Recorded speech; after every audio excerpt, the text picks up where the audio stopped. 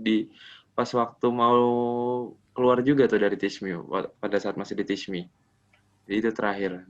Nah, oke. Saya izin share screen dulu.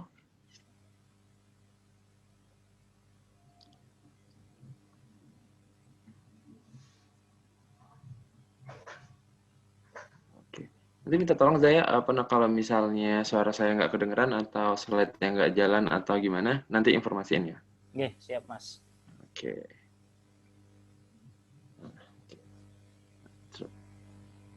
Oke, sip kalau gitu. Nah, mungkin teman-teman di sini sebagian udah sering banget lah ngikutin sekolah pasar modal, kegiatan-kegiatan di apa namanya, kegiatan-kegiatan yang diadain oleh IDX di Surabaya. Mungkin kita ini di sini lebih diskusi aja, nanti bareng Mas Edi, sharing-sharing boleh teman-teman tanya apa aja. Eh, saya juga yakin Mas Edi senang banget nih bisa sharing-sharing ke teman-teman adik, misalnya adik kelas apa ya kalau misalnya di bawah itu di bawah kita. Dan saya sekarang udah bener-bener ngerasa tua nih. Rasanya baru kemarin saya bimbingan sama Bu Fatma rasanya. Terus rasanya baru kemarin juga nih ketemu di lobbynya Feby sama Edi. Dan ternyata udah sukses-sukses semua nih sekarang. Ya. Bahkan dulu saya ingat pertama kali ketemu Faza itu di DBL Arena. Dia masih kecil banget tuh. Nah, saking kecilnya waktu itu mau dibuka rekening saham sama Bu Fatma, umurnya nggak cukup tuh. Ingat masih waktu masih di Mirai, akhirnya atas nama Bu Fatma dan Edi dan Faza yang jalanin gitu. Dan sekarang ternyata udah jadi ahli banget nih di bidang pasar modal, kayaknya lebih ahli daripada saya nih sekarang. Oke deh. Nah, tema kita investasi yang cocok untuk milenial. Nah, makanya juga saya hubungkan dengan mencintai negeri dengan investasi. Nah, apalagi karena banyak banget salah satu keuntungan kalau misalnya kayak kita berinvestasi di pasar modal.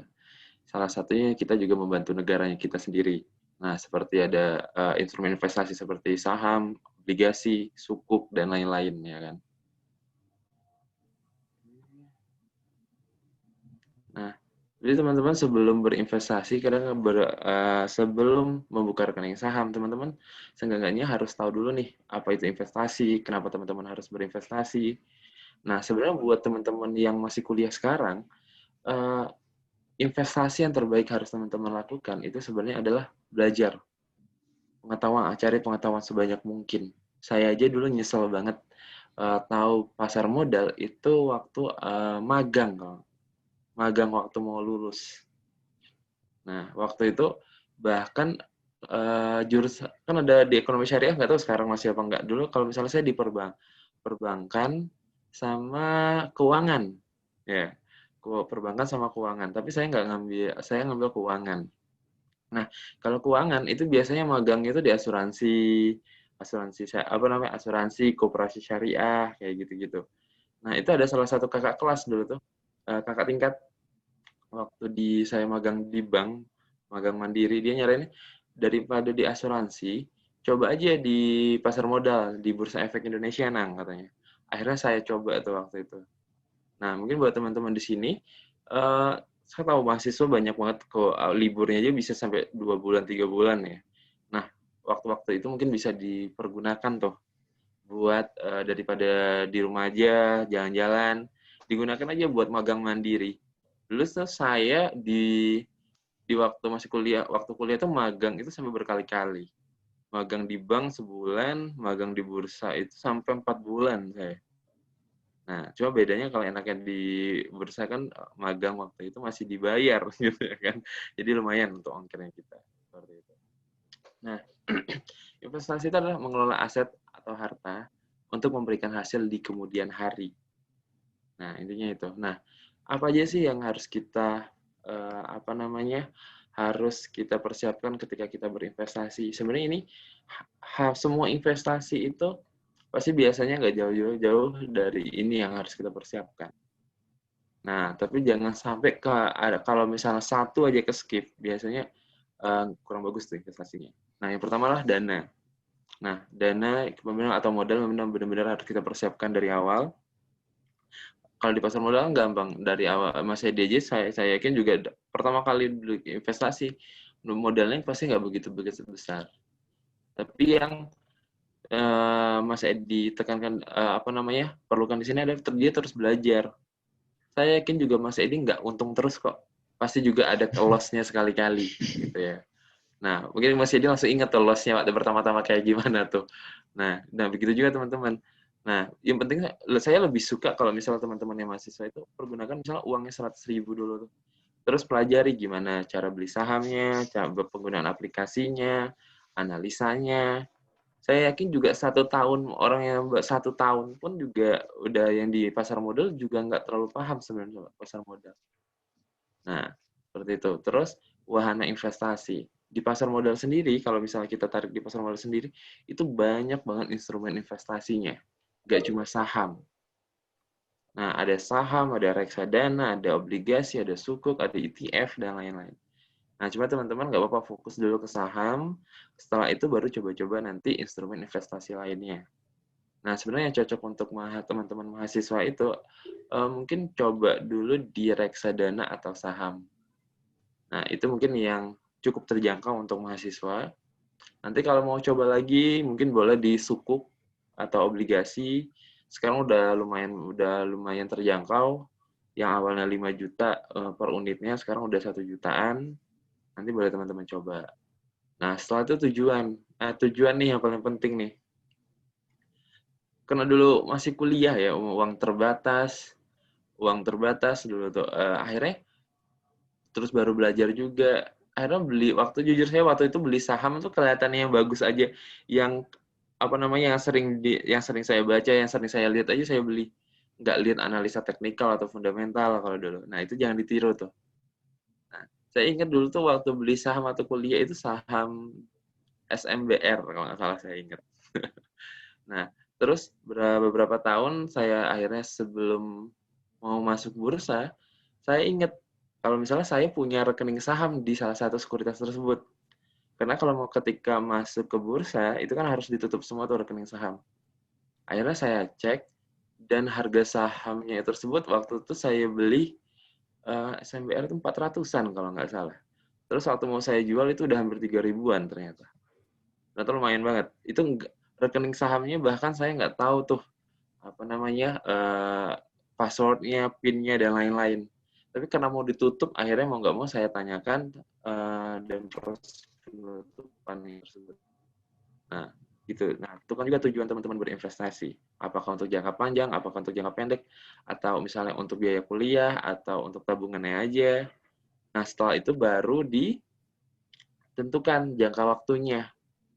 Nah, kita dikerucutkan di saham aja, itu karakteristik saham itu pun berbeda-beda. Ada saham yang untuk cocok jangka pendek, ada yang cocok untuk jangka menengah, cocok untuk jangka panjang. Nah, terus biasanya kalau itu balik lagi ke kitanya. Setiap orang pasti berbeda-beda biasanya. Nah, saya dengan misalnya Mas Edi sama Faza, itu belum tentu sama. Mungkin Edi cocoknya, saya cocoknya untuk investasi jangka panjang. Wah, tapi kalau misalnya Faza nggak cocok nih. Saya cocoknya untuk jangka pendek. Saya trader misalnya. Nah, itu tergantung biasanya pengetahuan kita, sifatnya kita apakah sabaran apa enggak. Nah, itu berpengaruh juga tuh terhadap jenis resiko investasinya kita. Nah, terus berikutnya keuntungan. Nah, tentu kita berinvestasi berharap keuntungan ya kan. Nah, tentu kalau keuntungan tuh biasanya gampang masuknya. Nah, yang agak susah masuknya tuh biasanya resiko. Banyak banget ketika berinvestasi, kadang-kadang kita itu udah nggak mikirin resikonya lagi. Nah, makanya sampai sekarang OJK itu mengeluarkan daftar investasi bodong. Itu makin banyak, beberapa bulan sekali kan OJK mengeluarkan daftar investasi bodong, dan itu makin banyak banget. Nah, apalagi sekarang pada zaman COVID sekarang ini banyak yang mau instan. Nah, itu juga teman-teman harus tahu. Karena ketika teman-teman berinvestasi, semakin teman-teman tahu resiko investasi tersebut, maka resiko yang teman-teman hadapi makin kecil. Nah, berarti ini yang harus teman-teman persiapkan sebelum teman-teman berinvestasi. Seperti itu. Nah, ini kalau misalnya kita investasi ini perbandingan kalau misalnya kita mau investasi. Nah, ini salah satu juga nih, kalau misalnya kita berinvestasi, pastikan juga kita harus tahu juga rata-rata inflasinya. Jarang banget kalau misalnya ketika berinvestasi orang-orang melihat rata-rata inflasi. Nah, misalnya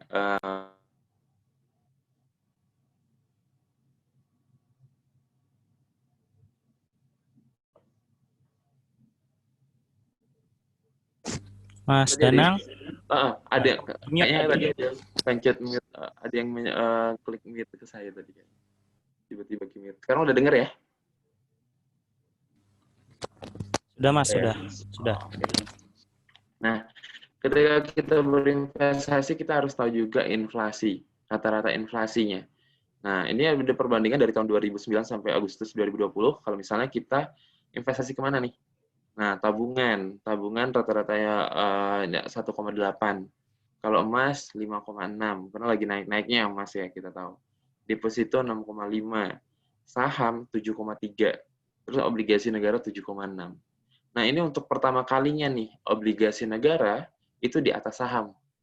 Karena pada saat ini, mungkin teman-teman yang udah jadi investor tahu banget, harga saham udah lagi turun-turunnya sekarang. Bahkan sempat dari 6 ribuan sempat turun ke 3.900-an, terus sekarang berangsur-angsur naik ke 5.000. Bahkan mungkin ada kata-kata yang sebulan yang lalu kira-kira kalau misalnya beli saham apa aja itu pasti untung. Nah, makanya banyak banget mungkin teman-teman bingung ketika COVID-19 ini mungkin orang lebih banyak menabung atau gimana ya. Justru pada saat COVID-19 ini lebih banyak loh jumlah investor yang buka rekening saham. Mungkin Mas Edi tahu banget tuh beberapa bulan ini dari awal pandemi sampai sekarang itu jumlah investor itu naiknya signifikan banget. Nah, makanya buat teman-teman mudah-mudahan itu nggak ketinggalan kereta lah istilahnya ketika berinvestasi di saham.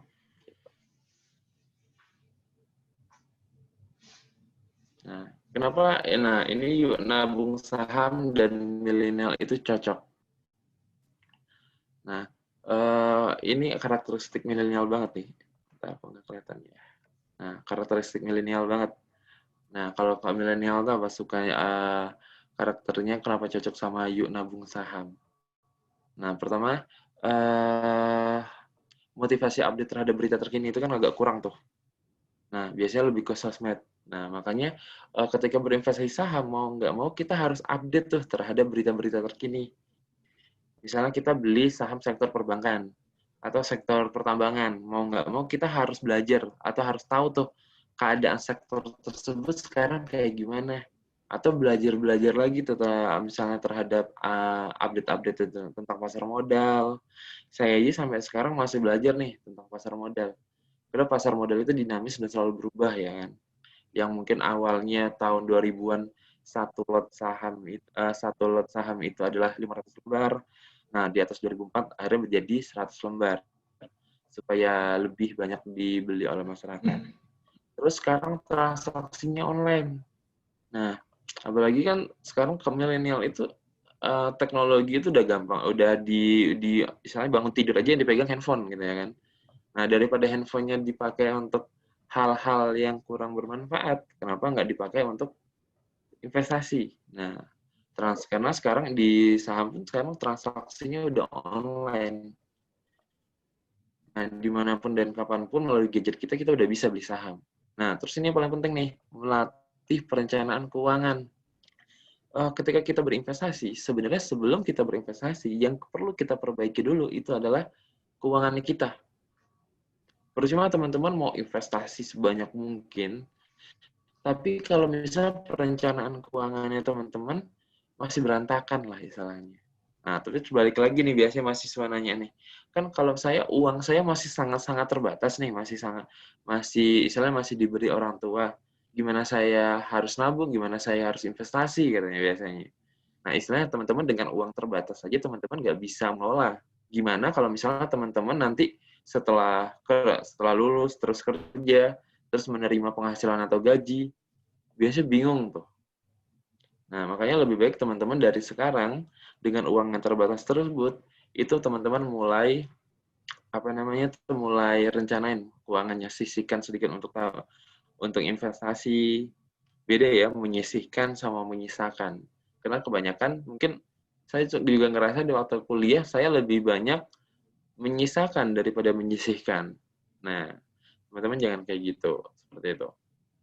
Terus membutuhkan pengambilan keputusan secara mandiri. Nah, ketika kita berinvestasi saham, itu keputusan jual atau beli sahamnya itu ada di kita sendiri. Nggak ada yang bisa maksa, termasuk bursa, termasuk sekuritas, termasuk misalnya ada Faza misalnya maksa teman-teman KSPM-nya minta kita beli atau jual, itu nggak ada yang bisa maksa. Tapi boleh mungkin memberikan advice-nya untuk jual atau beli sahamnya. Terus perbanyakan ketika kita berinvestasi saham itu beda tuh. Kalau misalnya sama kita buka usaha. Kalau misalnya sama-sama buka usaha yang sama, itu kan kita jadi saingan ya kan.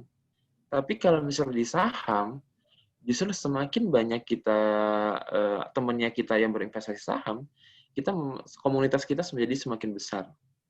Nah, justru semakin bagus tuh ketika jangan-jangan saking besarnya bisa menggerakkan harga saham. Karena balik lagi nih, naik turunnya harga saham itu ditentukan oleh permintaan dan penawaran.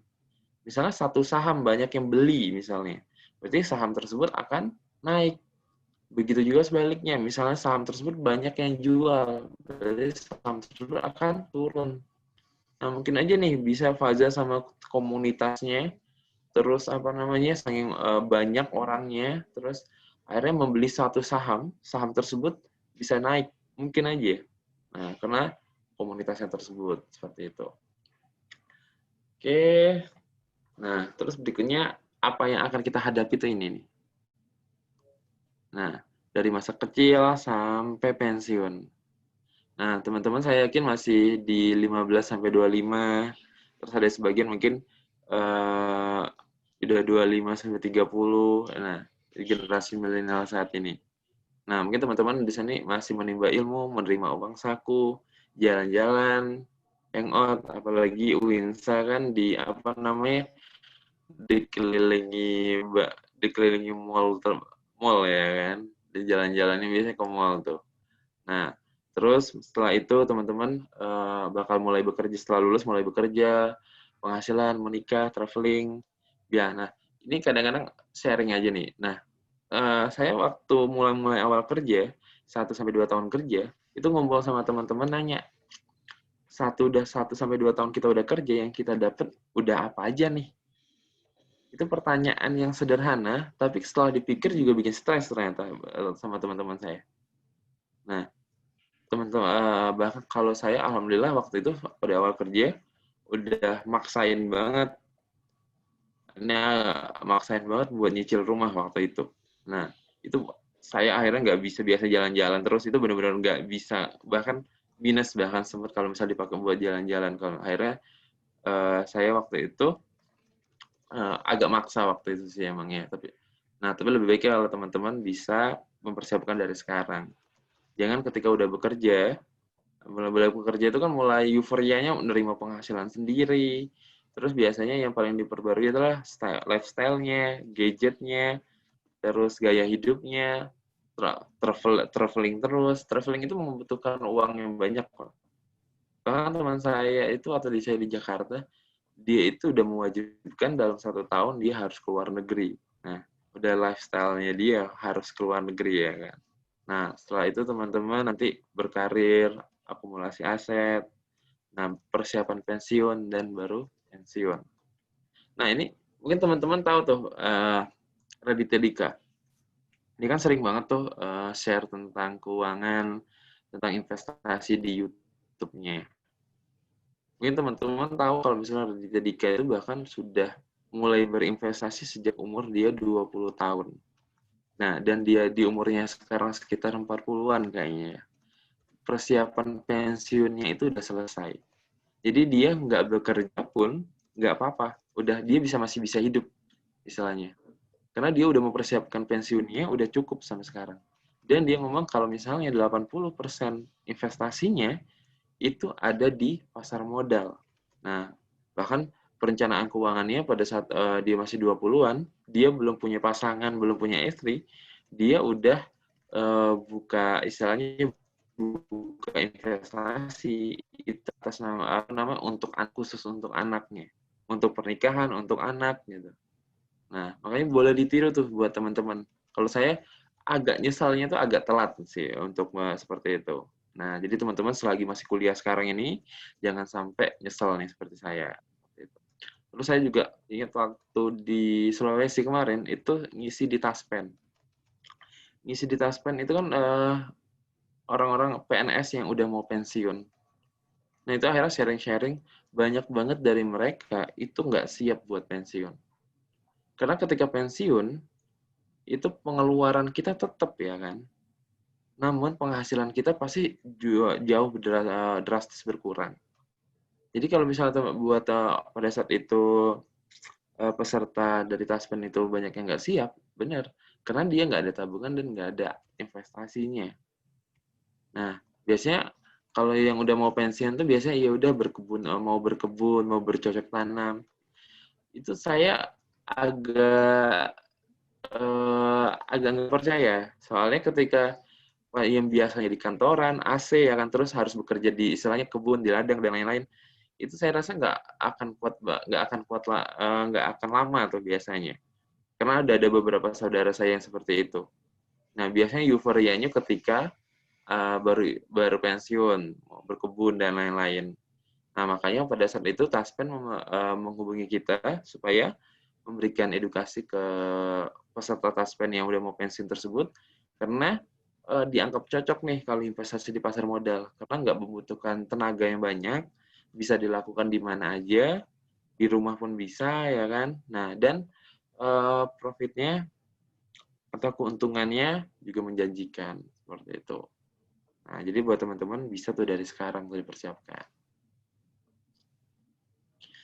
Nah, ini sebenarnya data ekonomi 2017, masalah ekonomi milenial nih. Data ekonomi 2017, tapi menurut saya masih relate nih sampai sekarang. Nah, ini bahwa mengatakan generasi milenial itu merupakan generasi yang tidak beruntung, terutama dalam persoalan ekonomi. Nah, mungkin teman-teman tahu salah satu siapa tuh pembicara pernah ngomong ada penelitian di luar di Amerika kalau nggak salah bahwa milenial itu nggak punya tabungan di atas 15 juta rupiah. Nah, terus saya waktu itu masih di TISMI deh, tahu penelitiannya ini. Terus saya tanya ke teman saya, kira-kira tabungan itu bener nggak sih apa namanya rata di atas 15 juta apa enggak? Ternyata bener. Jarang banget yang di atas 15 juta. Karena tabungannya atau penghasilannya itu macam-macam tuh biasanya dipergunakan karena membiayai orang tuanya, terus ada lagi yang buat jalan-jalan atau buat traveling. Istilahnya sekarang update Instagram itu penting banget lah gitu ya kan.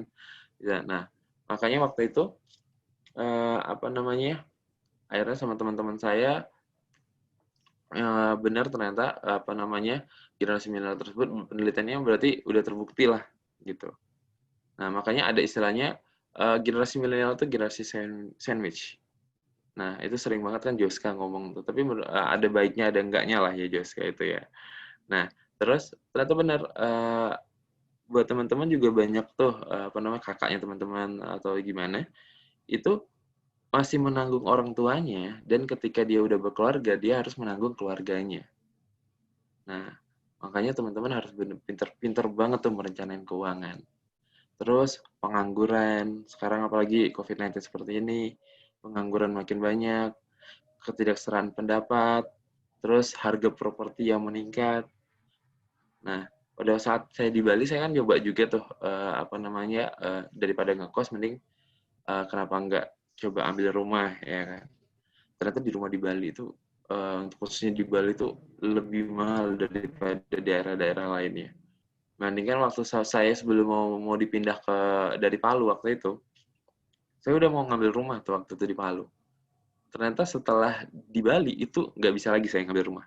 Karena udah berkali-kali lipat kenaikannya kalau dibandingkan di Palu. Terus penelitiannya juga hanya setengah milenial berusia 25-34 yang bisa punya rumah. Nah, mungkin kalau misalnya orang-orang zaman dulu yang didahulukan itu adalah rumah ya kan. Beda kalau misalnya sekarang. Nggak punya rumah nggak apa-apa deh. Yang penting apanya? Mobilnya bagus. Yang intinya yang berhubungan dengan penampilannya. Yang penting jalan-jalan, yang penting lifestyle-nya ke luar negeri, dan lain-lain. Nah, terus kita balik lagi tuh, apa itu pasar modal? Nah, yang tadi kan tentang milenial nih. Nah, pasar modal mempertemukan pihak membutuhkan dana jangka panjang. Di sini pihak dana jangka panjangnya adalah perusahaan. Perusahaannya adalah perusahaan yang karakteristiknya ada tulisan TBK di belakangnya. Nah, jadi hampir semua perusahaan yang ada tulisan TBK di belakangnya itu bisa teman-teman beli di Bursa Efek Indonesia. Nah, jadi kalau misalnya teman-teman lihat produk atau jasa ada nama perusahaannya ada TBK, nah itu kemungkinan besar bisa dibeli di Bursa Efek Indonesia tuh perusahaannya. Nah, terus dengan pihak yang membutuhkan sarana investasi. Nah, pihak yang membutuhkan sarana investasi itu adalah kita, para investor. Nah, pada produk keuangan atau instrumen investasi, seperti saham, obligasi, reksadana, dan lain-lain. Nah, saham itu adalah bukti kepemilikan kita atas sebuah perusahaan yang merupakan klaim atas penghasilan kekayaan perusahaan tersebut. Nah, minimal pembelian saham itu adalah satu lot. Satu lot itu adalah 100 lembar. Nah, kalau nggak salah di masih 2000-an ke bawah, itu satu lot saham itu 500 lembar. Nah, coba ingin teman-teman harga yang misalnya beli harga saham 1000, dapat harga saham 1000 itu hanya membutuhkan uang 100.000 rupiah. Tapi kalau misalnya zaman dulu, zaman sebelum satu lot 100 lembar, itu saham harganya per lembarnya 1.000 rupiah, itu membutuhkan uang 500.000 rupiah. Nah, coba bayangkan dengan harga-harga saham lainnya. Makanya supaya masyarakat lebih banyak membeli saham pada saat itu, akhirnya dirubah jadi satu lot jadi 100 lembar. Nah, oke, saya next aja nih. Yang tadi kayaknya teman-teman udah tahu semua. Nah, kadang-kadang banyak banget sampai sekarang yang salah paham. Nah, mungkin teman-teman yang bekerja di bidang pasar modal udah paham banget nih. Kadang-kadang ketika ditanya gimana kalau misalnya saya ditanya nih biasanya kerja di mana Mas? Kerja di kerja di Bursa Efek gitu ya kan. Oh, saham ya berarti ya. Pasti dikira itu Bursa Efek itu adalah tempat beli sahamnya. Nah, padahal bukan ya kan. Nah, Bursa Efek Indonesia itu seperti mallnya, pengelola mallnya lebih tepatnya. Nah, terus Mas Edi dan teman-teman sekuritas lainnya itu adalah anggota bursa atau toko kalau di mall itu toko-tokonya. Nah, terus barang yang diperdagangkan oleh toko tersebut itu disebut dengan emiten. Jadi perusahaan yang sudah listing di Bursa Efek Indonesia disebut dengan emiten. Pembelinya siapa? Pembelinya adalah kita, para investor. Nah, jadi ketika anggap aja kita ke mall nih, mau beli, misalnya mau beli baju. Yang kita datangin kan pasti tokonya kan, toko di dalam mall tersebut, bukan pengelola mallnya. Nah, itu sama ketika kita mau berinvestasi saham. Yang kita datengin itu adalah sekuritasnya. Nah, misalnya teman-teman bisa nih datang ke Mas Edi nih buat bantu. Misalnya mau tanya-tanya atau mau buka rekening saham. Atau bisa tanya juga ke salah satunya Galeri Investasi Unsa yang bekerja sama dengan IPOT ya kalau ya IPOT untuk membuka rekening saham juga bisa di sana. Nah, terus yang berikutnya investasi di pasar modal versus bursa berjangka. Nah, ini setiap saya edukasi tentang pasar modal mau saya selipin ini nih. Karena sampai sekarang tuh banyak banget, mungkin teman-teman juga mengalami nih yang udah investasi di pasar modal atau Faza, ketika ditanya kadang-kadang masih banyak banget yang bilang forex itu sama dengan saham. Nah, dia itu padahal investasi forex. Nah, tapi dia ngaku ke teman-temannya, ya saya investasi saham gitu. Nah, padahal forex dan saham itu benar-benar berbeda ya, istilahnya. Nah, kontrak berjangka. Kadang-kadang kontrak berjangka emas misalnya, dia ngomongnya adalah saham emas. Nah, terus foreign exchange trading atau forex itu kadang-kadang dia ngomong saham. Nah, padahal itu benar-benar berbeda. Dari tempat transaksinya kalau pasar modal di BEI, kalau bursa berjangka di BBJ, regulatornya kalau misalnya pasar modal OJK, kalau bursa berjangka Bapeti, dari produk investasi atau efeknya juga jauh berbeda. Kalau pasar modal saham, pereksporan, dan lain-lain. Kalau misal bursa berjangka, forex, indeks emas, kontrak berjangka emas, kontrak dan lain-lain. Nah, jadi beda banget ya buat teman-teman. Jadi jangan kalau misalnya ada yang ngomong saham dan forex itu sama, nah boleh dijelasin kalau itu benar-benar berbeda. Nah, terus ini negative opinion from stock investment. Biasanya kalau misalnya teman-teman KSPM itu masih yang atau yang sudah jadi investor, itu biasanya sering banget tuh dapat apa namanya sharing kalau misalnya masih banyak banget di Indonesia nih yang tentang saham atau tentang investasi itu masih negatif. Yang pertama adalah risiko, kalau misalnya ada yang ngomong investasi saham itu risikonya tinggi, padahal setiap investasi itu pasti ada risikonya ya kan. Nah, jangan nggak kita diem aja kita masih berisiko gitu ya kan. Nah, apalagi kita berinvestasi. Nah, makanya teman-teman ketika berinvestasi benar-benar ketahui tentang resikonya. Nah, bahkan setiap di pasar modal ada reksadana, ada saham, ada obligasi. Resiko instrumen tersebut juga berbeda-beda.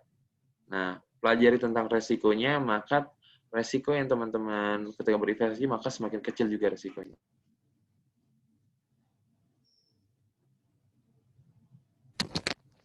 Ada yang mute lagi tadi. Terus investasi saham katanya membutuhkan uang yang banyak. Nah, padahal sekarang sudah sangat-sangat terjangkau.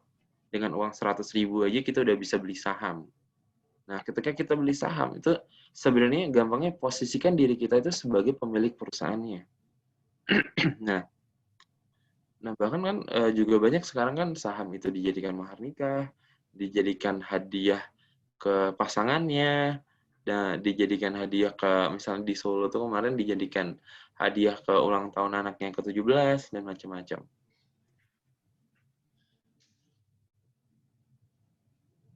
Nah, terus apakah membutuhkan pengetahuan yang dalam banget? Nah, itu sebenarnya sambil dipelajari juga bisa. Pasti Faza dan teman-temannya sering banget tuh dapat pertanyaan, gimana sih cara beli saham? Gimana sih cara investasi saham? Itu pertanyaan yang gampang tapi ngejelasinnya agak ruwet tuh kan sebenarnya. Ketika jelasinnya dengan hal-hal apa namanya dengan kata-kata pasar modal, biasanya orang-orang tuh udah bingung sendiri tuh. Nah, makanya gampangnya diminta ikut aja tuh kegiatan-kegiatan yang ada di pasar modal, yang ada di IDX. Tuh. Kan juga Winsa juga aktif banget kan ngadain kegiatan-kegiatan edukasi pasar modal. Nah, terus masih banyak juga tuh yang bilang kalau misalnya investasi di saham itu judi. Itu yang paling saya dengar. Bahkan ada orang yang ngomong di depan saya itu, investasi saham itu haram, bahkan sampai ada. Dulu waktu di Jakarta itu saya waktu di TISMI, itu kan sekolah pasar modal itu diadakan dalam seminggu 3 kali itu. Selasa, Kamis, sama Sabtu. Itu biasanya hari Sabtunya sekolah pasar modal syariah. Itu ada orang yang padahal sekolah pasar modal syariah, tapi dia kekeh kalau saham itu haram.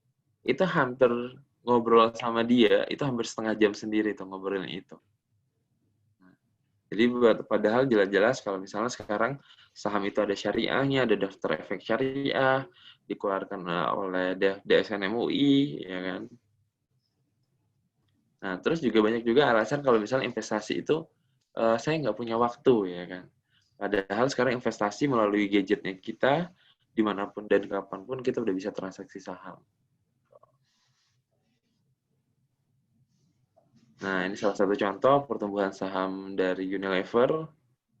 Nah, dari tahun 82, bahkan saya belum lahir nih di sini. Nah, terus sampai tahun 2020 kenaikannya kurang lebih kenaikannya kurang lebih 2.105 kali untuk saham Unilever. Nah, istilahnya saham Unilever ini salah satu tips untuk ketika membeli saham, ketahui kalau bisa produk dan jasanya itu kita pakai. Jadi kita benar-benar paham tentang perusahaan tersebut. Di Bursa Efek Indonesia ada 709 perusahaan saat ini. Nggak mungkin kan kita mau ngecek satu-satu tuh perusahaannya. Nah, lebih baik ketahuilah, belilah perusahaan yang benar-benar kita ketahui tentang perusahaannya tersebut. Seperti itu. Nah, ini resiko investasi di pasar modal. Nah, ketika berinvestasi, kita harus benar-benar paham nih tentang resikonya. Yang pertama adalah capital loss. Nah, ini capital loss itu adalah ketika kita beli saham, misalnya harganya 1.000 per lembarnya, terus ternyata waktu mau butuh dana dan dijual, itu harga sahamnya misalnya Rp900. Nah, berarti kita rugi Rp100 kan? Nah, itu disebut dengan capital loss. Tapi selama misalnya kita beli saham nih, harganya Rp1.000, terus turun nih harga sahamnya jadi 800. Nah, selama belum kita jual sahamnya tersebut, itu masih potensial kerugian. Beda lagi. Nah, jadi selama kita simpan saham, selama itu juga nggak ada masalah. Jadi selama saham yang kita beli itu perusahaan yang masih ada, berarti saham yang kita miliki itu juga masih ada. Dan masih banyak mungkin di Surabaya sendiri, hampir di seluruh Indonesia, kadang-kadang masih ada tuh cerita orang tuanya atau kakek atau neneknya itu dulu pernah dikasih saham sama perusahaannya atau pernah beli saham. Kalau dulu kan masih dalam bentuk kertas tuh. Nah, pada saat itu neneknya meninggal misalnya, terus dia ternyata mau dia uangkan saham tersebut, itu bisa. Nah, padahal waktu saya di Jakarta itu di salah satu kelas sekolah pasar modal, itu ada anaknya masih muda banget, kayak masih kuliah awal deh waktu itu. Dia dengan waktu sudah sesi tanya jawab, dia lihat yang kertasnya tersebut, nenek saya habis meninggal katanya. Terus saya dapat kertas ini, kalau mau saya uangkan bisa nggak katanya. Nah, terus saya cek kertas tersebut, ternyata benar itu adalah saham. Dan kalau nggak salah, setelah kita hitung kasar ya waktu itu, saham tersebut waktu itu nilainya udah hampir 500 juta deh kalau nggak salah, karena udah lama banget saham itu disimpan sama keluarganya waktu itu. Nah, di Bali sendiri juga ada tuh. Kan kadang-kadang kalau perusahaan TBK, itu kan nggak ke karyawannya, itu kan ngasih bonus dalam bentuk saham. Nah, itu ada karyawannya udah mau pensiun tuh. Udah mau pensiun, ketika dikasih saham, ya dia biarin aja terus, ya kan. Dia biarin aja terus. Nah, terus waktu itu ada, seminar. Kebetulan seminarnya sama diundang juga orang dari Kustodian Sentral Efek Indonesia atau KSEI. Nah, terus dia dia tanya saham, dia punya saham tapi nggak tahu tuh sahamnya berapa. Ternyata setelah dicek, nilai sahamnya itu salah satu perbankan BUMN, nilai sahamnya itu udah 1 M lebih. Nah, dia lebih kaya daripada pada saat itu, langsung semua teman-temannya di sana itu langsung investasi di saham pada saat itu. Dan alhamdulillah dia udah mau pensiun padahal tersebut. Dia langsung tercukupi uang pensiunnya waktu itu. Nah, jadi buat teman-teman, terutama keluarga atau orang tuanya yang kerja di perusahaan yang sudah TBK, nah biasanya kan dikasih tuh bonus dalam bentuk saham. Nah, boleh dicek juga tuh seperti itu. Nah, terus berikutnya adalah perusahaan bangkrut.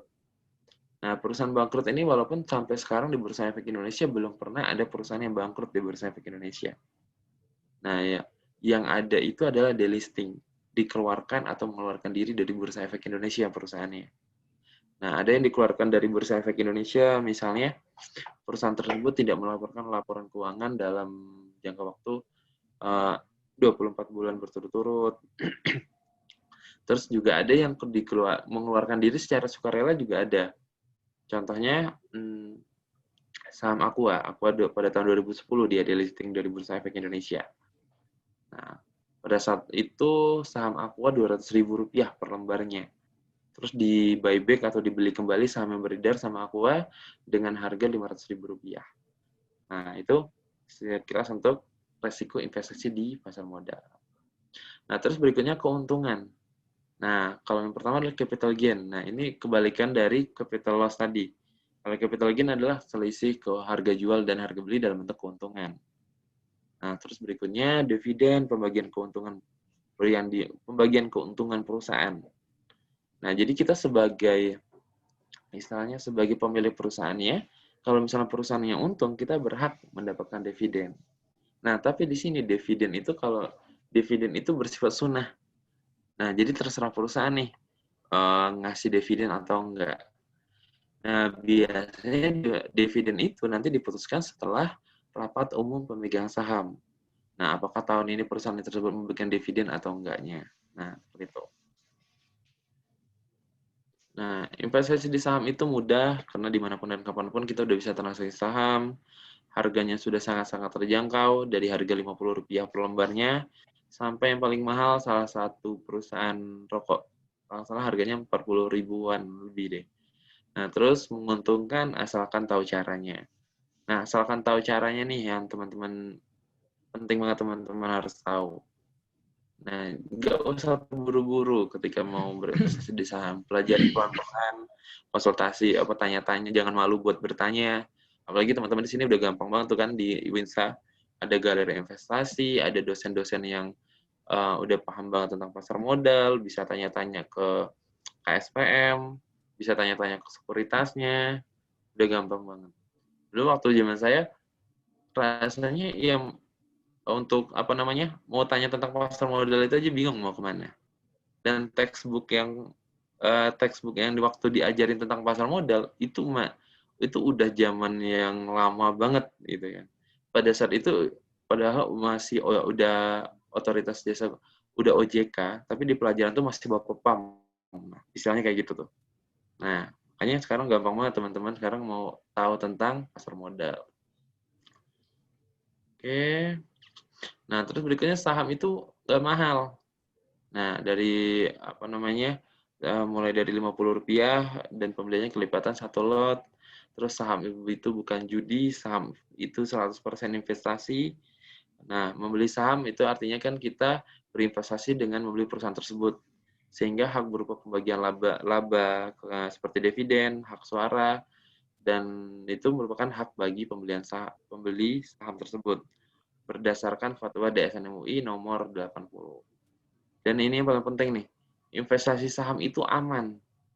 Nah, sering banget aman nggak sih investasi di saham gitu ya kan? Itu paling sering tuh pertanyaannya. Nah, aman banget karena dilindungi oleh Undang-Undang Nomor 8 Tahun 95, diawasi oleh OJK, terus rekening dana nasabahnya itu atas nama kita sendiri, terus dilindungi oleh penjamin equity yaitu SIPF. Nah, SIPF itu kalau misalnya di perbankan ada LPS, kalau di pasar modal itu ada SIPF. Dan enaknya sampai sekarang SIPF masih belum pernah tuh ada kasus semenjak didirikannya SIPF. Nah, terus berikutnya, ini untuk membantu teman-teman investor juga nih, kalau misalnya beli saham. Nah, ada yang namanya indeks saham. Nah, ini instrumen digunakan sebagai indikator kalau misalnya kita mempergerakan harga dan kinerja saham atau sekumpulan saham. Nah, jadi daripada kita misalnya beli saham dari 700-an lebih saham itu kita cek satu-satu ya kan. Nah, kita cari aja di indeks saham yang berdasarkan biasanya tema-tema tertentu. Contohnya LQ45, itu ada 45 saham yang paling liquid di Bursa Efek Indonesia. Nah, kalau yang syariahnya itu ada namanya JII, Jakarta Islamic Index. Itu 30 saham 30 saham syariah yang paling liquid di Bursa Efek Indonesia. Nah, jadi macam-macam tuh berdasarkan temanya.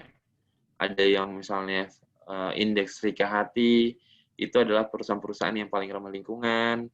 Ada investor 33 yang fundamentalnya bagus, 33 saham yang fundamentalnya bagus, dan lain-lain. Gitu. Nah, ini indeks harga saham gabungan kita dari 2010 sampai 2020 per 4 September. Nah, jadi ini yang pertama tadi saya bilang, kalau misalnya bahkan ada yang ngomong beli saham apapun itu pasti untung. Karena belinya pada saat itu mungkin awal-awal pandemi di sekitar bulan Maret, April, Mei. Nah, itu harga saham tuh lagi turun-turunnya, yang dari 6.200-an sempat turun ke 3.900-an dan terus merangkak naik sampai sekarang. Nah, ini nih kenapa kita harus berinvestasi di saham. Karena kepemilikan di saham itu hampir 50% ya, atau 50-50-nya itu dimiliki oleh asing. Sayang banget kan pasar modalnya di Indonesia, perusahaannya di Indonesia, tapi justru kepemilikannya itu hampir 50% dimiliki oleh asing. Nah, jumlah investor di Indonesia itu masih sangat sedikit, masih nggak nyampe 1%, masih 0,4-an, 0,4. Nah, data terakhir itu kalau nggak salah masih sekitar 1,3 jutaan orang yang investor saham. Namun untuk investor pasar modal sendiri termasuk obligasi, reksadana, dan lain-lain, itu baru sekitar 3 jutaan orang. Nah, jadi kesempatannya buat teman-teman kalau misalnya yang belum buka rekening saham atau belum investasi di saham masih sangat terbuka lebar, bahkan bisa dikatakan eksklusif banget ya kan kalau yang berinvestasi saham, karena saham nggak nyampe 1% orang di Indonesia yang punya saham. Seperti itu. Nah, ini Indonesia Stock Exchange and Subsidiaries-nya. Nah, ini ada IDX yang menyediakan sarana dan prasarana di pasar modal. Terus ada KSEI, tempat kita nyimpan sahamnya kita. Jadi ketika kita membuka rekening saham, kita otomatis akan dibukakan juga subrekening di KSEI. Jadi kalau misalnya nanya, udah beli saham tuh, terus kalau dulu kan dalam bentuk kertas, tapi kalau sekarang dalam saham kita disimpan di mana? Di saham kita disimpan di Kustodian Central Efek Indonesia. Terus ada yang lembaga yang namanya KPEI, Clearing Penjaminan Efek Indonesia. Nah, lembaga ini nih yang menjamin kalau misalnya kita beli saham, kita benar-benar dapat sahamnya. Ketika kita jual saham, kita benar-benar dapat uangnya. Nah, jadi dijamin oleh KPEI.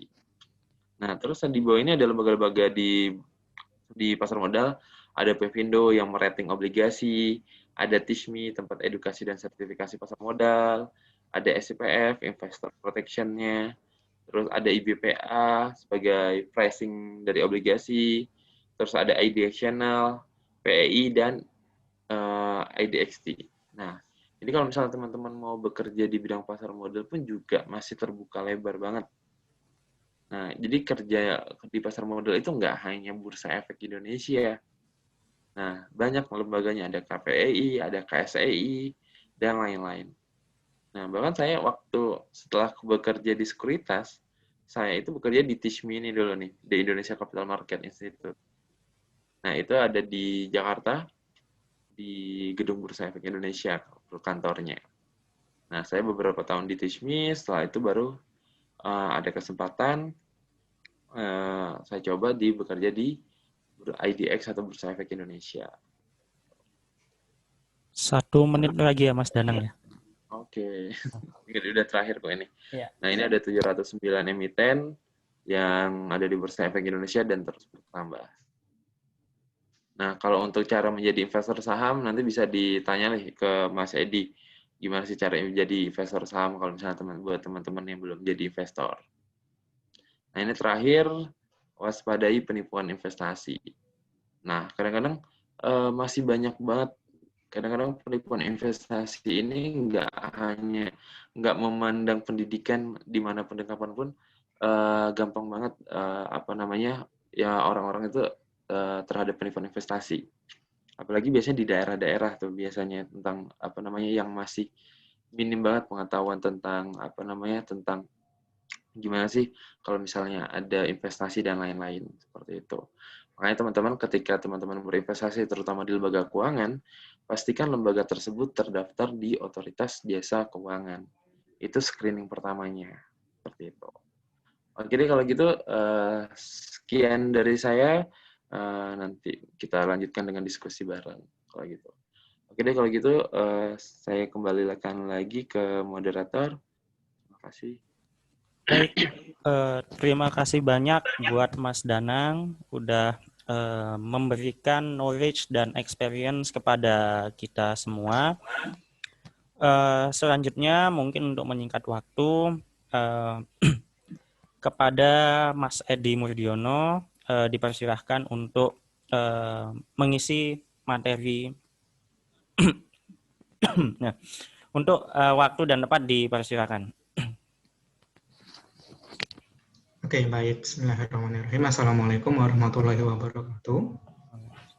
Selamat sore teman-teman semua, yang terhormat Bu Fatma, Kepala Laboratorium FEBI UINSA, yang saya hormati Mas Danang Purbo, alumni juga dari Ekonomi Syariah FEBI UINSA. Kayaknya dulu waktu lulusnya masih YIN, Mas ya? Udah Winsa kalau waktu saya lulus. Masuk Oh, sudah UINSA. IAIN, keluar Winsa. Oke, berarti sama. Saya juga produk IAIN terakhir, Mas. Sebelum Oh. sebelum berubah jadi UINSA. Di semester 2 baru berubah jadi UINSA. Oke.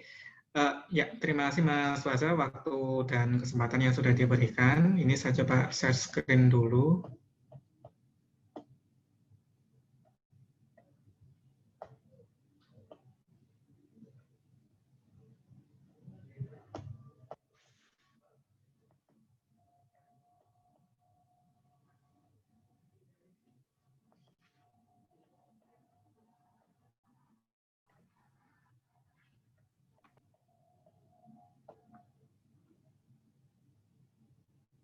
Oke, sudah tampil Mas ya?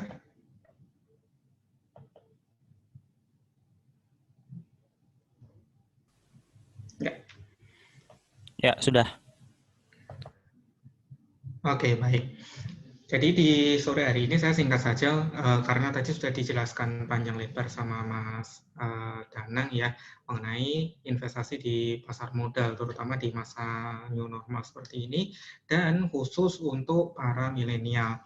Nah, selanjutnya ini ada satu yang viral ya di beberapa media sosial terakhir kali ini. Ya, apa yang viral yaitu pertanyaan beliau, Ibu Presiden kelima Indonesia, Bu Megawati. Beliau bertanya pada suatu acara, apa sumbangsihnya generasi milenial yang sudah tahu teknologi? Itu ya.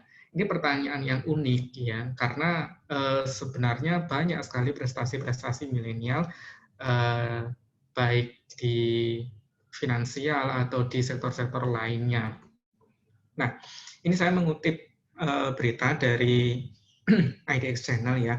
Jadi kontribusi nyata milenial di pasar modal itu sebenarnya ada dan sangat nyata. Sama yang diinformasikan oleh Mas Danang tadi, bahwasannya milenial yang usia muda itu sekarang mendominasi di pasar modal. Ini salah satu perkataan dari Pak Hasan Fauzi ya. Beliau menyebutkan bahwasanya pada usia 18 sampai usia 25 tahun ini terdapat kenaikan jumlah investor milenial sampai 3,5 kali lipat jika dibandingkan pada akhir tahun 2016. Sedangkan untuk yang usia 26 sampai 30 tahun ini kenaikan jumlah investor ya, kenaikan jumlah investornya ini lebih dari 2 kali lipat. Ini informasi yang diutarakan oleh Pak Hasan Fauzi ya. Tentu teman-teman dari terutama di GISWB UINSA banyak sekali yang fans beratnya Pak Hasan Fauzi ya. Jadi intinya apa? Di masa pandemi ini terutama ini ya, banyak milenial, banyak anak-anak yang seusia adik-adik tingkat semua ini pada belajar mengenai investasi saham, cari kesibukan di masa pandemi. Nah, jadi jangan jangan berpikiran bahwasanya pasar modal ini satu tempatnya untuk orang-orang yang kaya, tempatnya untuk orang-orang yang punya duit banyak, gitu ya. Yang kedua, tempatnya orang-orang yang sudah tua, gitu ya. Padahal kenyataannya tidak. Di usia-usia remaja, di usia-usia 18 sampai 25 tahun justru ini yang mendominasi investor di pasar modal pada saat ini. Sebenarnya tadi kan banyak tuh instrumen investasi ya yang sudah disebutkan oleh Mas Danang ya, ada obligasi, ada reksadana, ada juga saham gitu ya. Nah, saya coba fokus ke saham karena ini sangat istimewa dan sangat menarik sekali. Kenapa harus di saham? Ini saya awali terlebih dahulu untuk pengertian saham. Ini pengertian bebas ya. Jadi ini merupakan surat berharga bukti kepemilikan perusahaan. Tadi sudah diinfokan juga bahwasannya dengan memiliki satu lot saham, satu lot itu tadi 100 lembar, maka kita sudah sah untuk disebut sebagai pemilik perusahaan. Ya. Jadi dalam satu lembar saham itu kan harganya bervariasi, mulai yang termurah dari Rp50 sampai yang termahal gudang garam ya, itu sekitar 48 ribuan harga sahamnya per lembar. Jadi kalau misalkan satu lot berisi 100 lembar, artinya kita hanya mengeluarkan uang Rp5.000 sampai paling mahal itu sekitar 4.800.000 untuk pembelian satu lotnya. Dan ini sangat terjangkau. Oke. Unik. Kenapa unik? Yaitu saham bisa ditransaksikan dengan modal Rp100.000. Bahkan kurang dari Rp100.000 pun teman-teman bisa beli saham-saham yang ada di sekitar kita.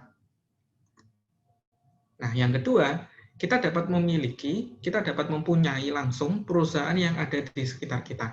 Bersyukur sekali kita hidup di Surabaya. Dulu ada Bursa Efek Surabaya juga. Dan banyak emiten-emiten atau perusahaan-perusahaan yang terlahir atau listing dari Surabaya, asalnya dari Surabaya. Saya ingat beberapa tahun kemarin ya, teman-teman dari GIS UINSA rame-rame ikut RUPS-nya Bank Jatim. Nah, Bank Jatim kan kantornya di Basuki Rahmat ini, di Jalan Basuki Rahmat. Nah, kemudian teman-teman dari GIS UINSA pada ikut RUPS sahamnya Bank Jatim. Ya, meskipun mungkin punyanya hanya 1 lot atau 10 lot gitu. Kalau Mas Faza mungkin punyanya 100 lot ya Bank Jatim ya. Nah, itu sudah berhak untuk menjadi diakui sebagai pemilik saham di perusahaan dan berhak ikut RUPS gitu ya. Bayangkan betapa kerennya itu ikut RUPS ya. Jadi teman-teman bisa bayangkan sendiri kondisi belum lulus kuliah, masih magang gitu ya, tapi sudah menjadi seorang pemilik saham. Yaitu sahamnya ada di sekitar kita juga. Nah, yang ketiga adalah liquid. Apa yang dimaksud liquid? Artinya instrumen investasi saham ini dapat dibeli dan dapat dicairkan suatu saat. Dengan transaksi T+2, transaksi plus 2 hari kerja, itu uang bisa diambil. Gitu ya. Nah, yang terakhir adalah dapat dijadikan sebagai warisan. Jangan khawatir kalau misalkan teman-teman takut kalau misalkan sudah meninggal nanti gimana instrumen investasi saham. Tadi Mas Danan juga sudah infokan bahwasanya saham itu bisa diwariskan. Bahkan berkali-kali lipat kenaikan harga sahamnya. Kemudian bisa dijadikan hadiah dan bisa dijadikan mahar pernikahan. Ini sudah umum ya kalau misalkan saham dibuat menjadi mahar pernikahan. Gitu. Nah ini cocok nih untuk teman-teman yang cowok-cowok ini buat ngelamar calon ceweknya ya pakai mahar saham. Nah tapi yang saya minta setelah teman-teman mengikuti webinar kali ini, yang cewek jangan mau dikasih mahar saham yang murah-murah gitu ya, karena kan udah tahu, udah diedukasi. Nah, minta saham yang maharnya yang mahal-mahal gitu, Unilever atau Indofood kayak gitu. Ya, dan banyak komunitasnya ya, karena apa, di saham ini merupakan suatu instrumen investasi yang sangat menarik sekali ya. Semua orang bisa investasi saham. Ya, maka di situ akan muncul komunitas-komunitas untuk edukasi. Nah, kalau misalkan teman-teman ada yang bingung, ini saatnya pandemi, banyak saham-saham yang turun. Nah, kenapa harus investasi saham saat ini? Ini sekedar informasi saja, kita flashback ya. COVID ini sudah ada sejak 7 bulan yang lalu, sejak kasus pertama diumumkan pada awal Maret. Itu saya masih ingat betul waktu saya masih dinas di cabang Makassar ya, di perusahaan lama. Nah, kondisi COVID-19 yang sudah mewabah selama 7 bulan ini telah membuat harga saham turun lebih dari 50%. Itu. Kalau misalkan kalian tanya bagaimana dengan net profit-nya, net profit-nya oke, menurun. Itu wajar karena di tengah pandemi seperti ini. Namun yang perlu diperhatikan adalah asetnya yang terus meningkat. Nah, aset yang terus meningkat, namun harga saham yang turun itu menjadi suatu peluang untuk investasi secara jangka panjang, ya, karena harganya sangat terdiskon sekali. Nah, ini menjadi peluang bagi teman-teman yang misalkan ingin investasi saham. Pilihlah perusahaan yang berkinerja bagus untuk kedepannya. Nah, kalau misalkan sudah tahu ilmunya, sudah tahu mau beli saham apa yang ingin dibeli pertama kali, nah tapi bingung mulainya dari mana, yaitu dengan cara learning by doing. Kalau misalkan hanya belajar saja tanpa kalian praktekkan, itu saya rasa tidak akan langsung merasakan feel yang ada di pasar modal. Nah, tapi kalau misalkan kalian langsung terjun ke pasar modal tanpa ada ilmu, itu sama saja kalian bisa aja dikatakan bunuh diri, ya, karena apa? Di saham memang ada keuntungan banyak, tapi kerugian atau penurunan harga saham seperti capital loss itu juga ada. Jadi resiko itu juga harus di-manage. Nah, ini salah satu alternatif, ya. Kita patut bersyukur dan kita patut berbangga karena di UINSA sudah ada galeri investasi syariah yang diresmikan Oktober kemarin, ya. Tanggal 18 Oktober tepatnya tahun 2016. Ini alhamdulillah sudah ada galeri investasi syariah. Jadi teman-teman tidak perlu bingung mau belajar investasi di mana, dengan media apa, temannya siapa saja. Nanti takut temannya udah tua, udah bapak-bapak gitu, ya. Nah, kalau di GIS UINSA ini kita semua pengurusnya dari mahasiswa, dari teman-temannya kalian sendiri sebagai pengurus GIS UINSA. Nah, GIS UINSA di usia yang 4 tahun saya juga sangat berbangga sekali, ya, banyak prestasi-prestasi yang bisa dicatatkan di level nasional, seperti beberapa tahun kemarin sempat mendapatkan rekor Museum Rekor Indonesia mengenai nabung saham modal sampah, dan beberapa bulan kemarin telah resmi merilis aplikasi berbasis literasi yaitu Skala. Nah, kemudian kalau misalkan ada yang masih bingung, Mas, saya sudah ada ilmunya tapi bingung mau beli saham apa. Saran saya adalah belilah saham yang ada di sekitar kita. Contoh, pasti anak kuliah tahu ini semua, ya. Ini saham-saham yang pasti dikonsumsi oleh teman-teman mahasiswa, yaitu saham Indofood. Oke, ada beberapa produknya mulai dari snack, susu, minuman kemasan botol, ya. Kemudian ada mie, Indomie gitu, dengan bervariasi rasanya, ya. Ada sirup, saus, kecap dan sebagainya. Ini bisa kita beli sahamnya, ya, Indofood. Untuk kode sahamnya YNDF. Nah, kalau misalkan saham syariah lainnya, ya, saham syariah lainnya yang bergerak di bidang perbankan, ada atau tidak? Ada. Nah, ini yang baru booming kemarin ini, BRI Syariah, gitu, ya.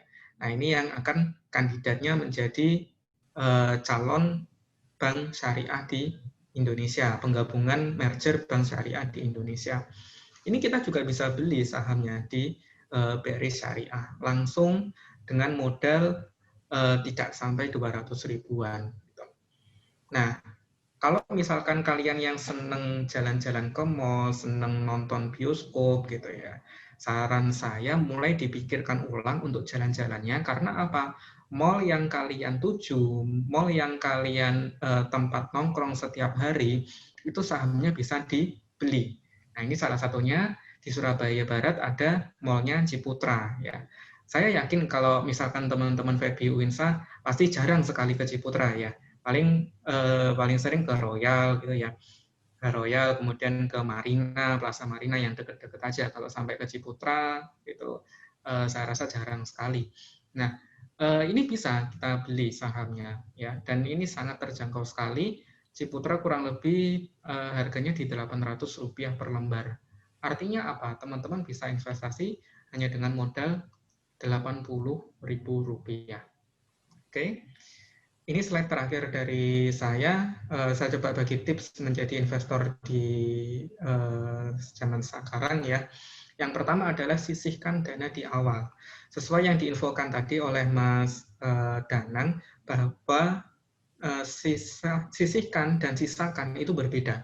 Sisihkan dana di awal, kalau misalkan teman-teman belum bekerja dan masih mendapatkan bantuan subsidi dana dari orang tua, silakan sisihkan dana tersebut sejak awal. Sebenarnya ini juga sudah saya tekankan ketika saya menjadi kahima di ekonomi syariah. Ketika study club, saya sudah mencoba mengedukasi bahwasanya financial education itu perlu. Ya. Karena apa? Ini tidak ada di mata kuliah di kelas. Gitu. Nah, yang kedua, tipsnya adalah pahami ilmu investasi dan praktekkan secara rutin. Gitu. Kalian bisa kepoin Instagramnya Gis Uwinsa, kalian bisa ikut langsung di grupnya Gis Uwinsa gitu ya untuk mengetahui ilmu investasi saham lainnya dan langsung dipraktekkan. Kenapa langsung dipraktekkan? Karena sangat mudah sekali ya pembukaan rekening saham, apalagi di Gis Uwinsa kerjasama dengan Indo Premier. Pembukaan rekening bisa secara online, tanpa tanda tangan, tanpa kirim berkas, dan sebagainya. Semua sangat mudah. Pembelian saham pun juga secara online. Gitu. Nah, yang ketiga tipsnya adalah beli saham yang ada di sekitar kita. Saham yang saya beli pertama kali adalah Waskita Karya. Itu salah satu perusahaan BUMN ya. Dia dulu sebenarnya ada proyek di sebelah kampus. Ya, di the Frontage kalau tidak salah proyeknya di situ.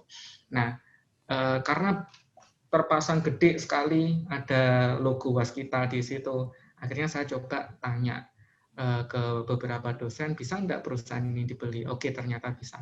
Dan disitulah mulai awal saya investasi saham. Saya beli saham Waskita dan saat ini masih ada. Saat ini masih ada ya. Sekitar 5 tahun yang lalu saya masuk ke saham, sekarang masih punya sahamnya. Yang keempat tipsnya adalah beli saham dengan uang dingin. Artinya apa? Jangan pakai uang untuk pembayaran UKT. Ya, saya ada pengalaman teman satu kelas saya waktu kuliah itu sudah diberikan uang untuk pembayaran SPP ya UKT sebesar 1.500.000. Dulu SPP saya 1.500.000. Nah, karena sistem siakat di FEBI ini ada trouble, akhirnya diundur 1 minggu, maka uang 1.500.000 tadi dibuat beli saham sama teman saya. Gitu. Nah, ternyata ketika beberapa hari sebelum pembayaran SPP, saham yang dibeli turun. Jadi uang 1.500.000 tadi yang awalnya dibuat beli saham, karena sahamnya turun, akhirnya dia hanya bisa mencairkan 1.300.000. Jadi rugi Rp200.000. Ini disayangkan. Ya, jadi beli saham pakai uang dingin. Pengalaman pribadi saya, kalau Mas Danang tadi tanya kerugian pertama saya di saham itu ketika apa? Kerugian saya di saham itu ketika saya dapat beasiswa dari Bank Indonesia, kemudian uangnya itu saya belikan saham semua. Gitu. Ya alhamdulillah itu rugi, ya. Jadi ada kerugian saya di situ. Ini juga tidak disarankan. Artinya apa? Jangan sampai beli saham dengan uang yang bukan peruntukannya. Misalkan mau bayar kos ya 500.000, ternyata di-tradingkan dulu di saham. Nah, itu jangan. Nah, kemudian yang kelima adalah manajemen risiko yang teratur. Kita tahu semua ya, banyak orang kaya dengan saham, tapi banyak juga orang yang mengalami kerugian di saham. Nah, kerugian-kerugian ini bisa diminimalisir. Jadi tidak ada sesuatu pun di dunia ini yang aman, ya, yang bebas risiko. Semua ada risikonya, terutama di saham. Kita ketahui salah satu semboyan ya di investasi saham, high risk, high return. Semakin tinggi keuntungan, ekspektasi keuntungan yang kita peroleh, maka semakin tinggi pula resiko. Resiko itu bisa diatur, ya. Resiko itu bisa di manage, ya. Apalagi saat itu saya masih ingat Bu Fatma pernah ngisi sebagai dosen pengampu mata kuliah manajemen risiko gitu ya. Tapi itu risiko perbankan. Di pasar modal pun juga ada risiko, terutama risiko investasinya. Yang keenam, tipsnya silakan mengikuti grup media sosial yang menginformasikan tentang investasi saham gitu ya. Jadi sangat enak sekali kalau ikut grup atau ikut medsos. Kenapa? Di IHSG itu kan ada 700 saham, 709. Nah, dengan ikut grup, kita bisa mendapatkan informasi mengenai saham apa yang bagus, saham apa yang bisa digunakan untuk investasi jangka panjang, saham apa yang tidak baik dibeli pada saat ini. Nah, informasi-informasi itu sangat berguna untuk keputusan kita selaku investor itu ingin beli saham apa. Itu ya. Jadi sangat membantu sekali kalau misalkan ikut grup atau media sosial. Nah, yang terakhir ini juga saya praktekkan. Jadi di pasar modal, terutama di saham, ini ilmunya sangat berkembang, ilmunya sangat dinamis sekali. Maka pesan saya untuk teman-teman semua, terus belajar dan terus untuk mempraktekkan. Karena apa? Di investasi saham itu beda dengan cerita Roro Jonggrang. Ya, ketika diminta untuk buat candi 1000 candi dalam waktu 1 malam, ya, itu tidak bisa seperti itu. Di belajar tentang investasi saham itu juga bukan seperti cerita Isra Mi'raj, ya, perjalanan 1 malam dari masjid kemudian ke Sidratul Muntaha gitu ya. Tidak seperti itu. Karena apa? Belajar saham ini perlu continue, perlu berkelanjutan. Salah satunya kalian bisa ikut grupnya di Giswinsa atau follow Instagramnya Giswinsa untuk terus belajar dan terus mempraktekkan informasi. Ya, mungkin sekian yang bisa saya sampaikan. Terima kasih waktunya. Maju terus pasar modal Indonesia. Baik, terima kasih banyak kepada Edi Murdiono. Banyak sekali ya ilmu-ilmu dan pengalaman dari Mas Edi maupun Mas Danang yang kita dapatkan di pemaparan materi tadi. Nah, teman-teman dan mungkin Bapak Ibu sekalian ya, pada sesi selanjutnya ini adalah sesi diskusi di mana saya sudah menemukan ya beberapa pertanyaan-pertanyaan yang nanti bisa kita diskusikan di sesi ini. Namun sebelumnya mungkin saya memberikan sedikit kesimpulan ya dari dari dua materi yang sudah dipaparkan oleh kedua pemateri kita. Mungkin tadi ada yang ketinggalan atau seperti apa.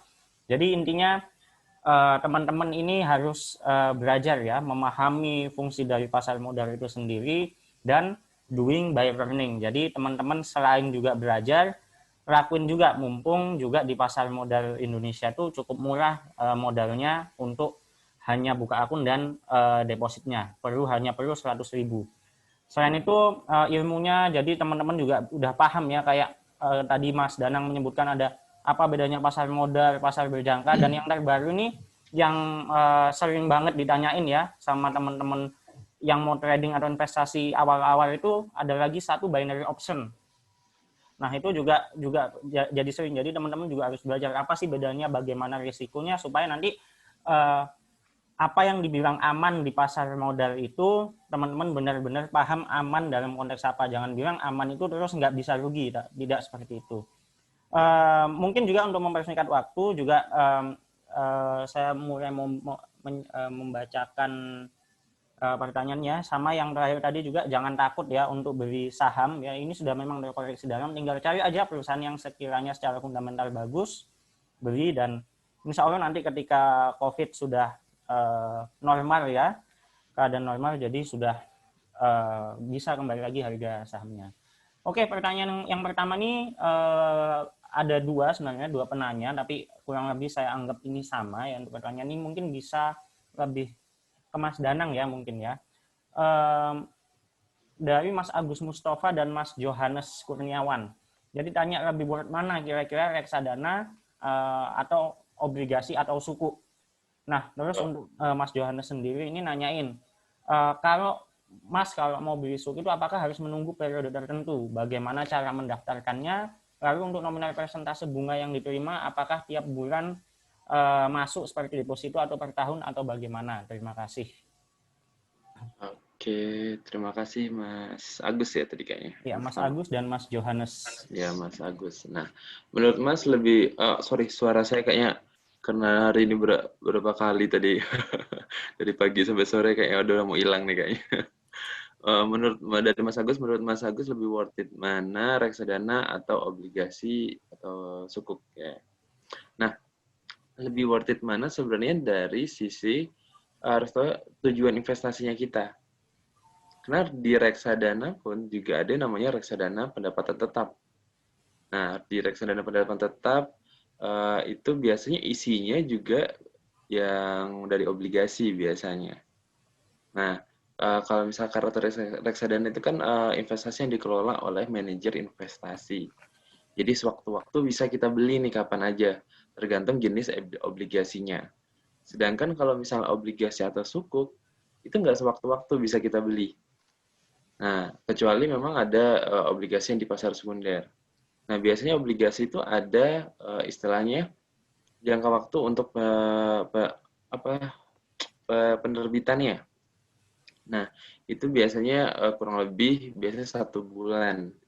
Dan dalam jangka waktu 1 bulan tersebut kita bisa beli obligasi atau sukuknya.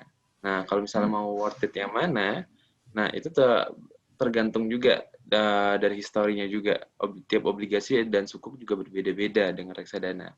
Cuma memang kalau untuk obligasi, memang membutuhkan obligasi atau sukuk itu membutuhkan modal yang memang cukup banyak, minimal per unitnya kalau sekarang itu 1 juta rupiah, sedangkan kalau reksadana itu dengan minimal 100.000 aja udah bisa. Nah, jadi kalau menurut saya, kalau masnya masih mahasiswa mungkin boleh coba reksadana dulu karena relatif terjangkau, dan nanti kalau misalnya ada obligasi atau sukuk yang sedang ditawarkan, biasanya itu beritanya itu di Kemenkeu dulu tuh. Nah, kayaknya barusan ini juga ada deh obligasi yang dikeluarkan oleh Kementerian Keuangan, cuma saya lupa. Coba boleh cek di Instagramnya Kementerian Keuangan. Dan sekarang juga hampir beberapa bulan ini setiap itu kerjasama dengan IDX untuk menyelenggarakan sekolah pasar modal reksadana juga, sekolah pasar modal obligasi juga seperti itu. Jadi kalau misalnya untuk worth it yang mana, kedua-duanya worth it menurut saya. Terus dari Johannes ya, apakah harus menunggu periode tertentu? Bagaimana cara? Oh, banyak ini ya. Menunggu periode tertentu, iya. Nah, jadi harus seperti yang saya katakan tadi tentang obligasi, ada periode penawarannya, bukan penerbitan, penawarannya.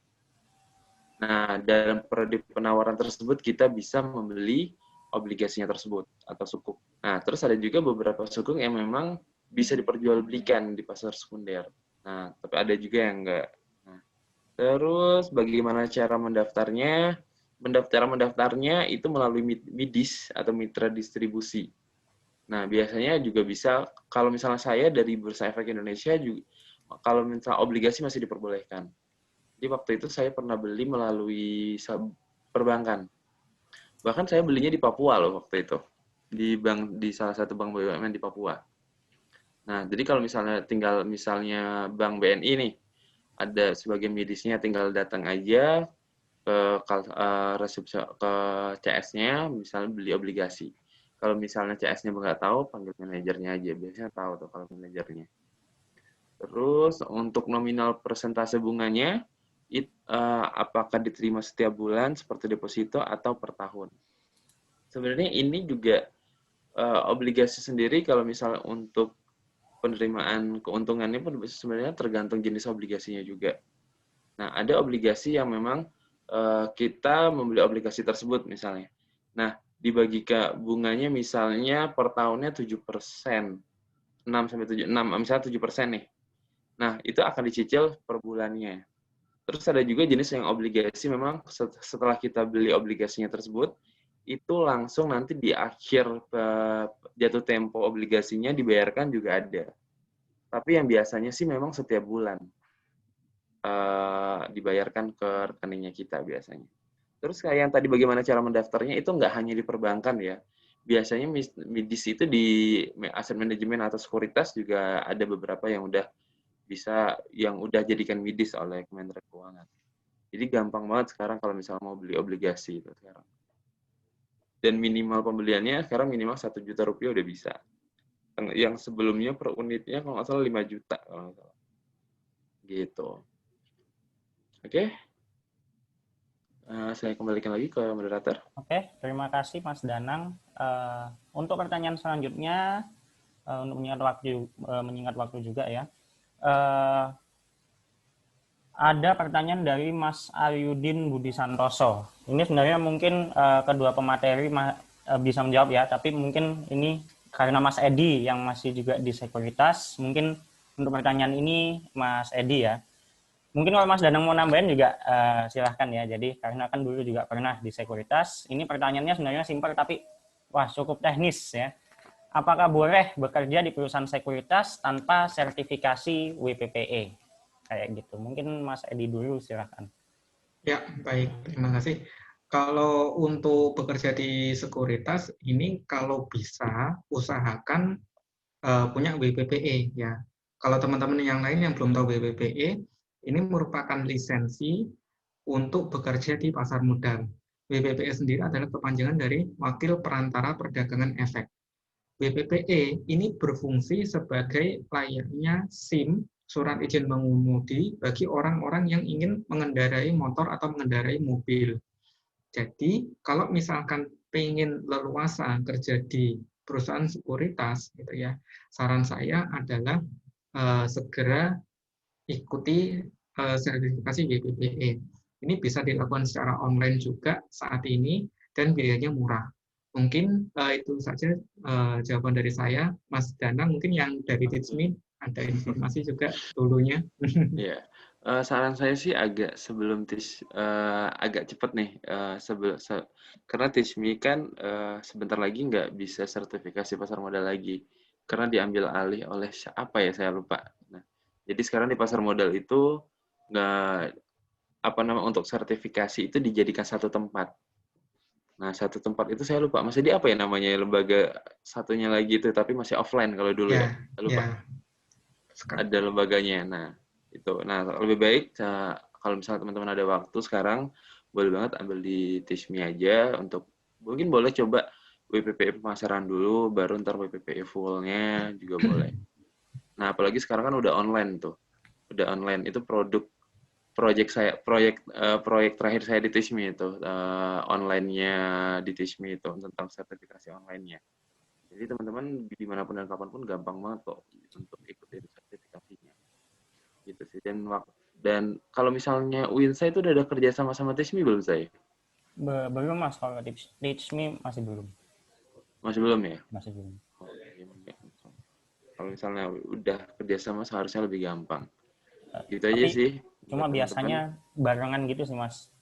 Janjian gitu terus daftar online kayak gitu biasanya teman-teman. Ya kalau misalnya pesertanya agak banyak juga biasanya bisa didatangkan juga kan pengajarnya ke Surabaya biasanya kalau misalnya yang daftar banyak. Itu boleh tanya-tanya saya aja juga nggak apa-apa kok.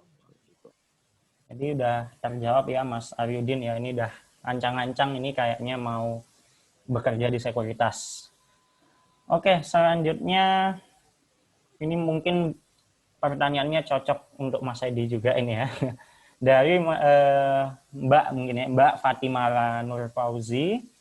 Assalamualaikum, saya Fatimah Nur Fauzi dari Winsa, mau tanya Kak.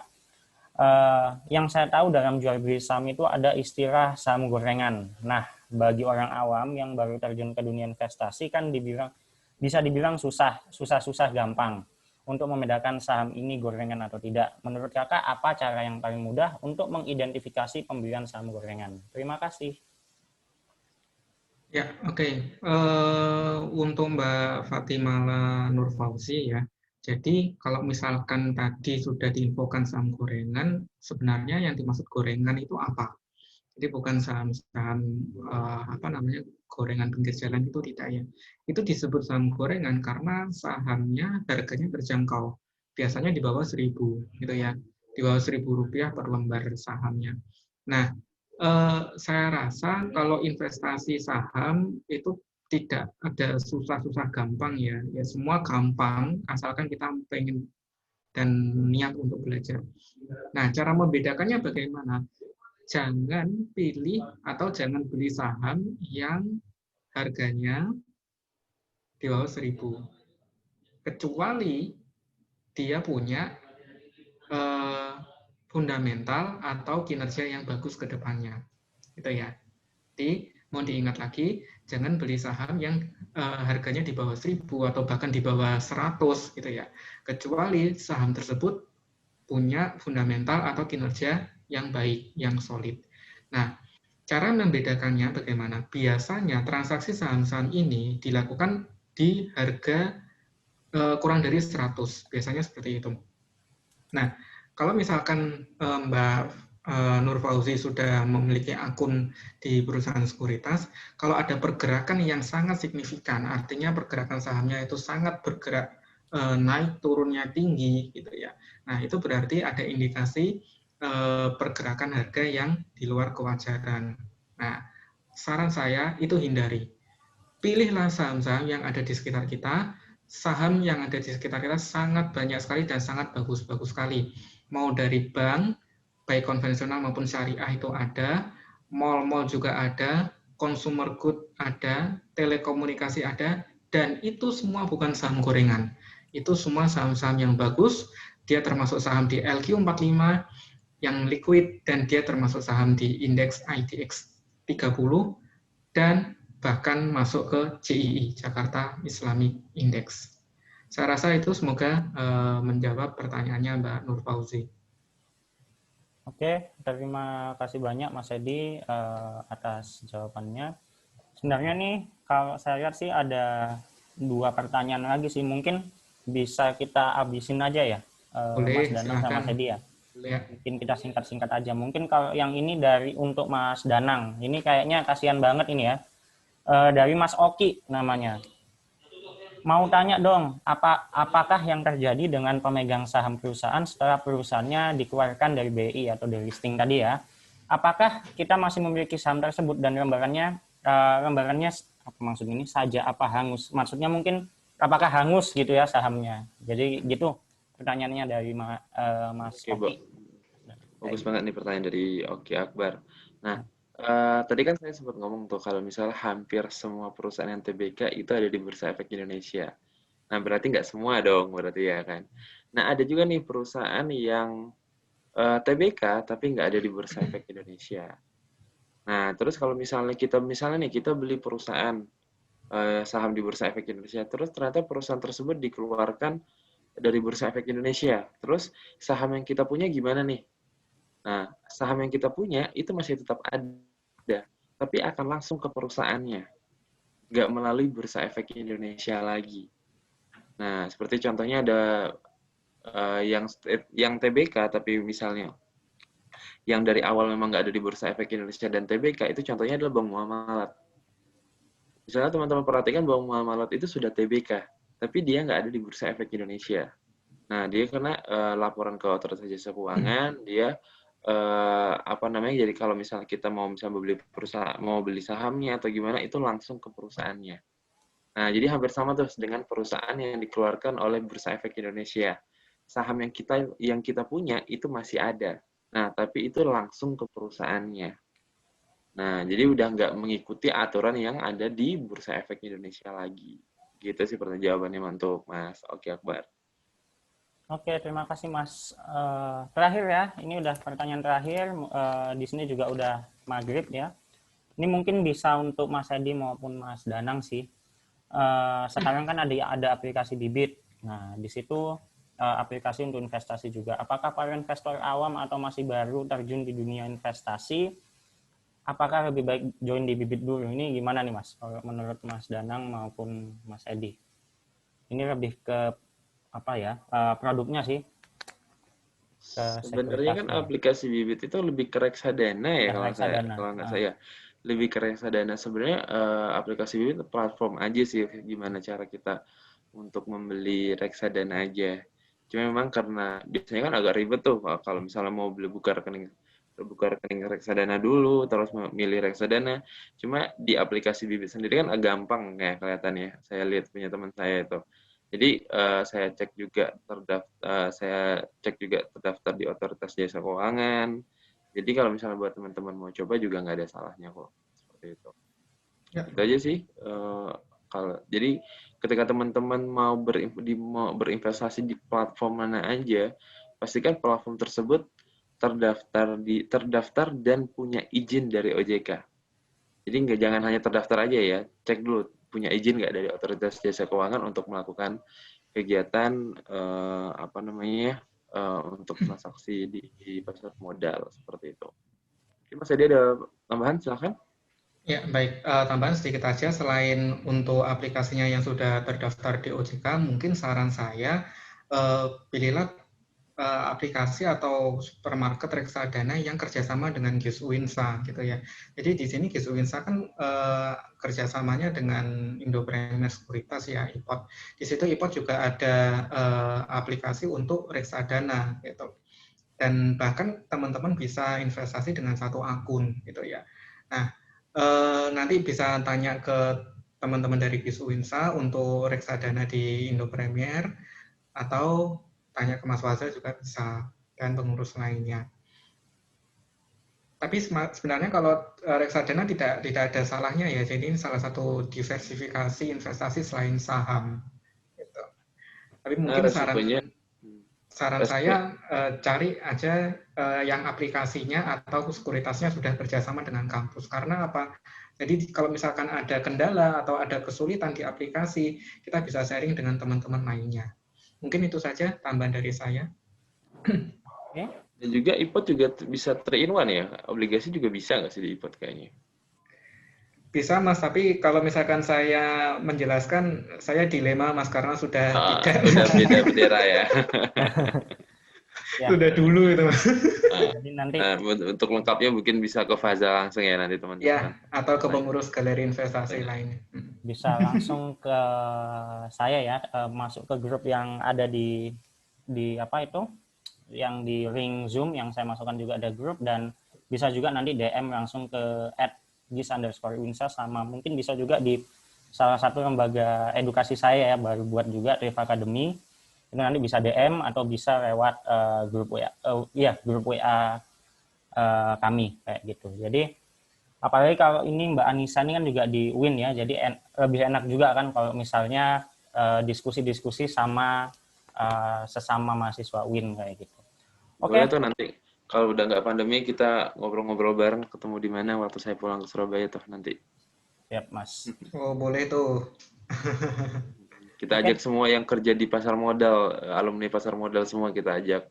Iya Mas, setuju Mas. Ngumpul-ngumpul. Oke, mungkin saya tutup dulu ya, Mas Edi sama Mas Danang ya. Saya tutup dulu karena di Surabaya ini udah maghrib juga. Jadi buat teman-teman semua, baik yang dari UIN maupun mungkin yang ikutan dari umum ya, dari umum. Jadi terima kasih banyak udah mengikuti rangkaian kegiatan pada hari ini, mulai sekitar jam 4 tadi sampai 5:30 ini. Sebenarnya sudah nggak ada yang disampaikan karena tadi setelah materi dari Mas Edi, saya sudah sedikit memberikan kesimpulan dari materi yang dipaparkan oleh kedua materi. Selain itu juga tadi semua pertanyaan sudah kita jawab. Tapi apabila ada diskusi lagi ya, bisa DM ke grup WA yang ada di link Zoom tadi ya, atau bisa DM juga di Instagram kayak gitu. Selain itu kalau mau minta materi dan materinya bisa mengisi formulir yang bit.ly/edukasi 210, itu diisi nanti kami akan mengirim materi kepada peserta yang mengisi pada form tersebut ya, Google Form tersebut. Lalu untuk tayangan ulang dari kegiatan pada hari ini akan kita upload di channel YouTube Triv Academy. Nanti silakan diikutin, di subscribe juga. Udah ada beberapa video yang yang teman-teman juga bisa belajar mengenai pasar modal selain ya menjadi opsional juga selain melihat mengikuti edukasi-edukasi seperti pada hari ini. Jadi kurang lebihnya kayak gitu teman-teman. Saya sebagai moderator dan mewakili pemateri juga mohon maaf sebesar-besarnya apabila ada salah kata atau kegiatan hal-hal lain yang kurang berkenan seperti itu. Jadi kurang lebihnya mohon maaf. Wassalamualaikum warahmatullahi wabarakatuh. Waalaikumsalam warahmatullahi. Terima kasih kepada Mas Danang dan Mas Edi. Ya, sama-sama. Terima kasih semuanya. Terima kasih Bu Fatma. Terima kasih Danang.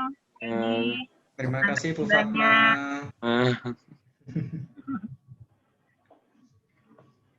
Ditunggu Danang di Surabaya. Siap Bu Fatma. Kalau Bu Fatma manggil saya langsung datang Bu Fatma nanti. Ke Gresik nggak ke Surabaya. Dekat kok Gresik Surabaya.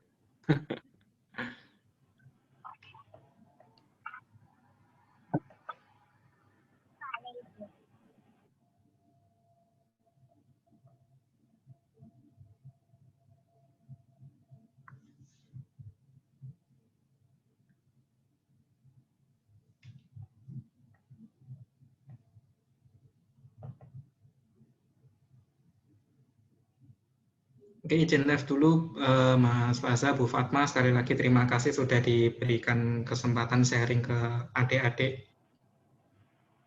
Terima kasih banyak Edi. Monggo bisa live udah maghrib ini. Oke, terima kasih Bu. Assalamualaikum. Waalaikumsalam.